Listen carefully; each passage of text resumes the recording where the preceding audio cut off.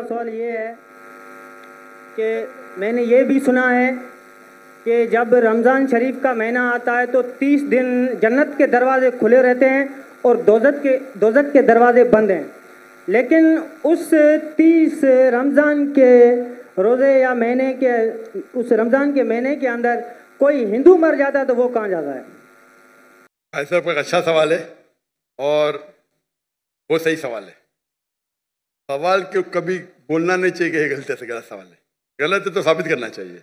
भाई साहब कई सवाल है और ये कोट कर रहे हैं हदीस की, और कई हदीस है अल्लाह के रसूल की, बुखारी में और बाकी हदीस कि रमज़ान में अल्लाह सुब्हानहू व तआला जन्नत के दरवाजे खोलता है और दोज़ख के दरवाजे बंद होते हैं। भाई साहब ने एक हदीस बोलने भूल गए कि शैतान भी कैद रहते हैं। तो 3 सवाल साथ में है कि अल्लाह ताला शैतान को कैद करता है। तो भाई का सवाल है कि अगर रमज़ान के 30 दिनों में कोई हिंदू मरता है तो किधर जाएगा, वो कहाँ जाएगा? कोई सवाल पूछता है कि अगर शैतान इस चेंड मतलब कड़ी, हथकड़ी तो नहीं बोल सकते, कड़ी चेन, शैतान चेन से बंधा हुआ रहता है। तो शैतान चेन से बंधा होता है, फिर भी हम देखते गुनाह होते हैं।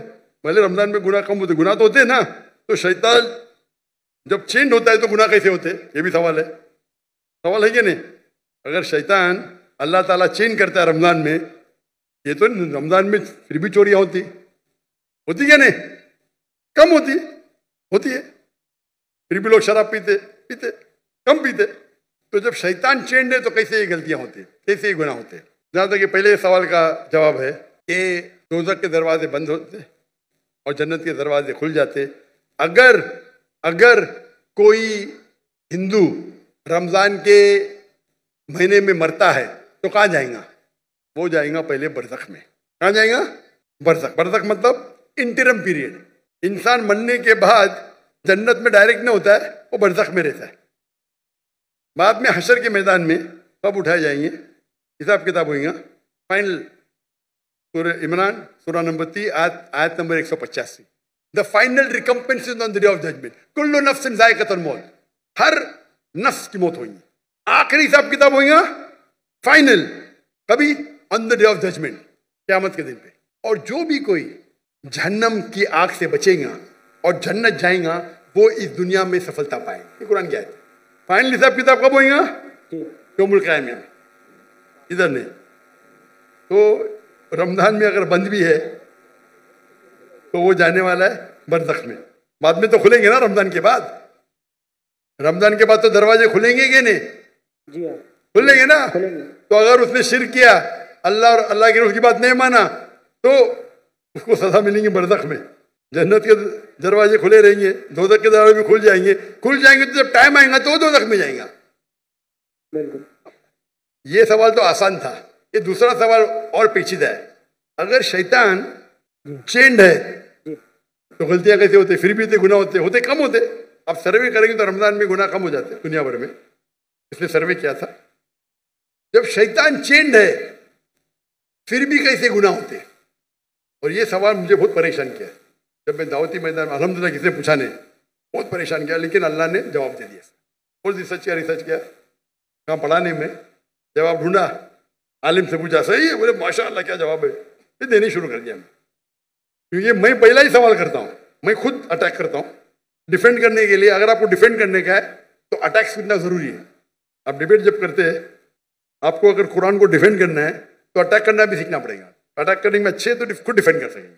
तो मैं इसका जवाब देता हूँ कि अल्लाह के रसूल ने कहा कि शैतान चेन होते हैं, चेन में बांधे जाते। शैतान मर नहीं जाते, जिंदा रहते, लेकिन चेन में होता है। मैं मिसाल के तौर पे एक शेर है, शेर बब्बर, वो चेन के अंदर है और चेन है 10 फीट लंबी, और आप दूर खड़े तो आपको पता है चेन एकदम मजबूत है, तो आप डरेंगे नहीं, बराबर के नहीं डरेंगे ना।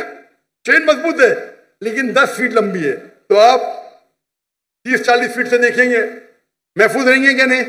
अगर शेर बब्बर या शेर जी चेन है और 10 फीट लंबी चेन है, जी आप 30 फीट से दूर है, चेन मजबूत है, आप महफूज रहेंगे क्या नहीं?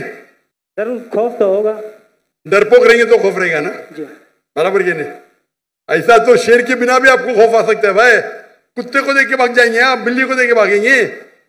लेकिन अगर आप 30 फीट दूर है तो आप महफूज है क्या नहीं? हाँ के नहीं? हाँ के नहीं? बिल्कुल बिल्कुल बिल्कुल बिल्कुल।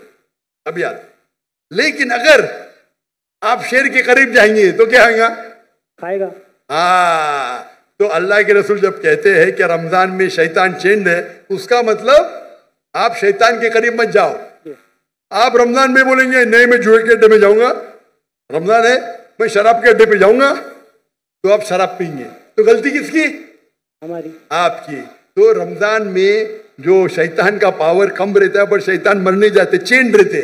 चेंड रहते मतलब आप महफूज है अगर दूर है, लेकिन आप शेर के मुंह में हाथ डालेंगे वो चेन में भी तो आपको खा लेंगे, बराबर की नहीं? तो रमजान में आपको गुनाह से दूर रहना आसान है, लेकिन नामुमकिन नहीं है। रमजान में अक्सर मदद रहती है अल्लाह की, लेकिन फिर भी आप बोलेंगे नहीं मैं जाऊंगा भाई शराब खाने में, नहीं फिर भी मैं पिक्चर देखूंगा, ब्लू फिल्म देखूंगा, तो प्रॉब्लम होगा ना। तो रमजान में सब उसका जो इंटेंसिटी रहता है शैतान की कम रहती है, क्योंकि चेन रहता है। आप उसके करीब जाएंगे, उसके मुंह में हाथ डालेंगे तो खा लेंगे आपको, फिर आप गुनाह करेंगे। तो ये है अकली जवाब।